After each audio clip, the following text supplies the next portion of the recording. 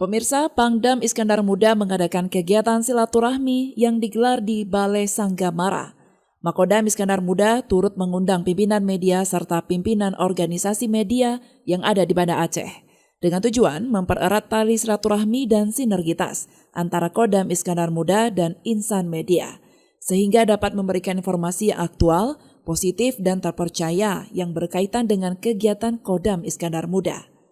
Dalam sambutannya, Panglima Komando Daerah Militer Iskandar Muda atau Pangdam Iskandar Muda, Maijen TNI Novi Helmi Prasetya menjelaskan bahwa peran media dan kemitraan antara Kodam Iskandar Muda dengan media memiliki nilai strategis, terutama dalam menciptakan kondusivitas wilayah, terlebih dalam hal mengedukasi masyarakat. Pangdam Iskandar Muda juga menyampaikan bahwa TNI, khususnya Kodam Iskandar Muda dan seluruh prajuritnya akan tetap pada komitmen netralitas TNI pada Pesta Demokrasi 2024 mendatang, serta siap membantu pengamanan pelaksanaan pemilu nanti. Harapannya kita bersama dengan Kodam terus dapat bermitra dalam setiap kegiatan, saling khususnya untuk kebaikan dan kesejahteraan masyarakat Aceh dan peran-peran Kodam Aceh di sini. TNI tetap akan menjaga netralitas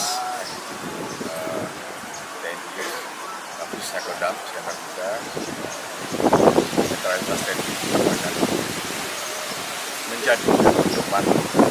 Dan tentunya harapan saya selaku Pangdam Iskandar Muda di tahun-tahun politik ini wilayah Aceh tetap terjaga kondusivitas, keamanan dan saling menghormati dan menghargai satu sama lain.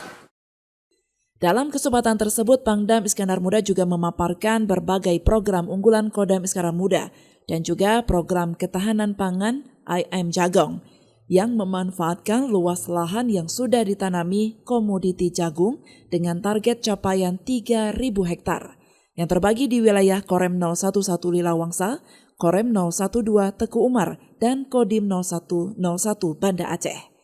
Dari Banda Aceh, Lala Nurmala melaporkan untuk Puja TV Aceh.